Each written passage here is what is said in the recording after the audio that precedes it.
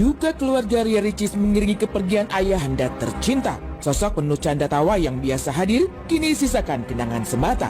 Tak kuasa menahan kehilangan, perempuan 25 tahun itu pun lantas mengekspresikan hal tersebut melalui berbagai unggahan di akun media sosial miliknya.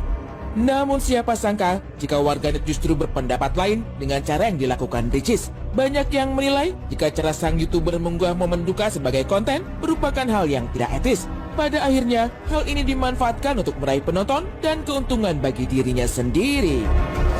Sejak awal, Ria Ricis memang dikenal sebagai seorang konten kreator.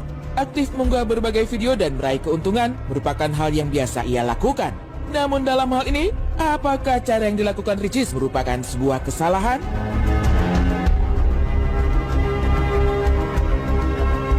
Tapi kalau hadis dari Aisyah radhiyallahu anhu, bahwasanya Rasulullah pernah bersabda, aku dulu pernah melarang kalian untuk berziarah kubur, tapi sekarang aku menganjurkannya. Kenapa dianjurkan? Jadi pada saat ada larangan, karena Nabi pernah melihat di kubur itu ada seorang wanita menangis merang-rang. Maka Nabi bilang, kalian gak boleh pergi ke kubur kalau datang. Tapi ketika misalnya ke kubur itu dalam artian zikrul maut, mengingat kematian, sehingga pulang dari kubur kita merasa bahwa kita harus siap-siap menghadap Allah dengan husnul khotimah, menambah keimanan, maka dibolehkan. Nah, bagaimana dengan seseorang yang ternyata ketika ke kuburan meninggal papahnya dijadikan konten atau vlog atau apapun? Sebenarnya sih nggak apa-apa, sah-sah aja. Karena apa, kan pertama dia ke kubur, kemudian kenapa pakai di sorot atau di apapun? Nah, kalau kita ngomongin masalah iklan atau pemberitahuan bahwa dia ke kuburan, kemudian dia bikin vlog segala macam, mungkin memang kalau bahasanya kok kayak nggak ada adab banget sih. Udah tahu papahnya meninggal atau ayah meninggal, kenapa malah jadi bikin konten? Ini yang pertama. Tapi kan bisa aja ini niatnya siar bahwasanya bagaimana sih kewajiban seorang anak ketika ayahnya wafat. Disitulah bikin suatu laporan, ya, suatu cerita, suatu kisah ya, bahwasanya ini loh papa aku meninggal, bareng teman-teman doain aku ya biar kuat, ya kan. Tak ada yang salah dengan mengunggah konten duka di media sosial. Mungkin setiap orang memiliki cara berbeda untuk mengekspresikan kesedihan. Dalam hal ini, mengunggah berbagai video tentang sang ayah mungkin adalah cara Ricis untuk sekedar melepas kerinduan dan rasa duka yang dialami. Kalau ini diangkat sebagai media atau konten dalam media sosialnya, kita perlu memperhatikan motif apa yang melatar belakangi.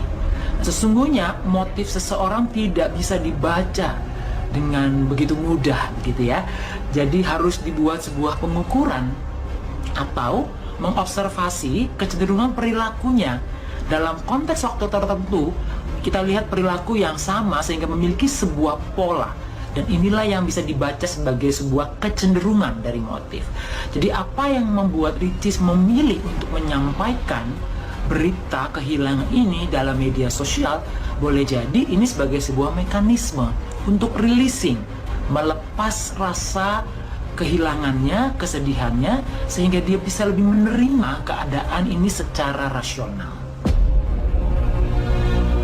Di sisi lain, menanggapi nyinyiran yang kerap diterima Ria Ricis sebagai kakak ipar, Ori Fitrio memberi pembelaan atas tuduhan yang diberikan warganet. Dalam unggahan di akun Instagram pribadinya, Ori memperlihatkan sebuah foto percakapan saat adik iparnya menyumbangkan sebagian penghasilan untuk pesantren. Ori seolah ingin mematahkan anggapan negatif warganet soal konten yang dibuat oleh sang adik.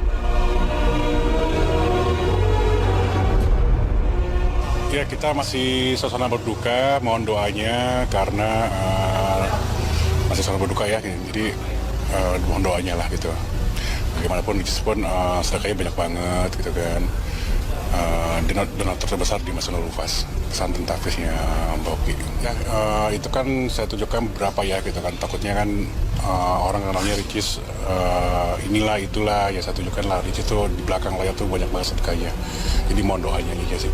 Itu yang saya tunjukkan itu cuman sebagian kecil ya gitu kan. Banyak banget lah Ricis dan sejak awal bangun pesantren tuh Ricis banyak yang dikeluarkan lah gitu. Itu yang orang nggak banyak tahu gitu kan. Jadi saya mau share lah ke teman-teman gitu kan. Ricis pun buat konten gak cuma untuk diri sendiri kan, sedekahnya banyak juga gitu.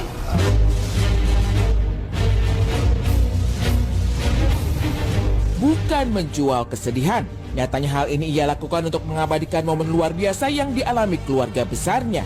Kepergian sang ayah memang menjadi hal yang sangat menyedihkan. Sebagai bentuk ekspresi, Ricis pun mengunggahnya dalam bentuk video.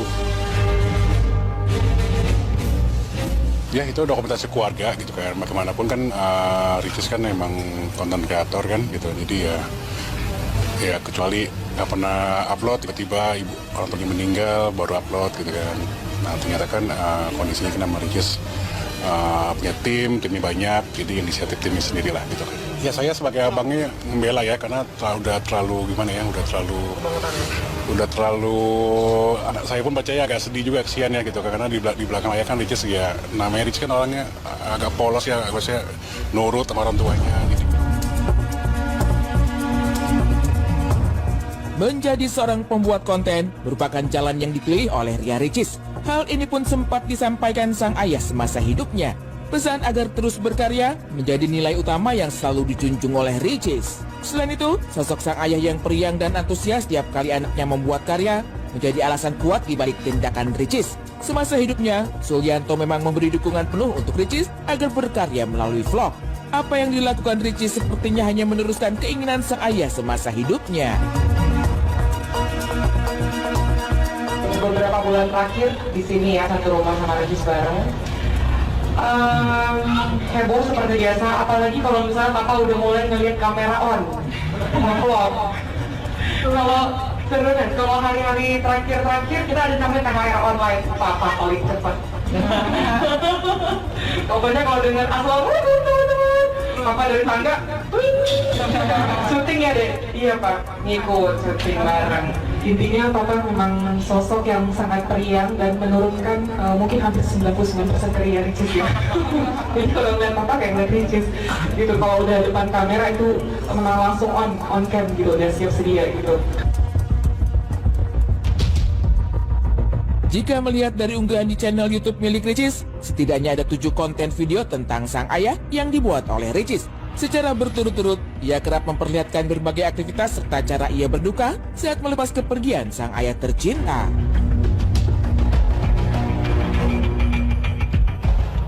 Jadi ini nilai ibu yang ke-57.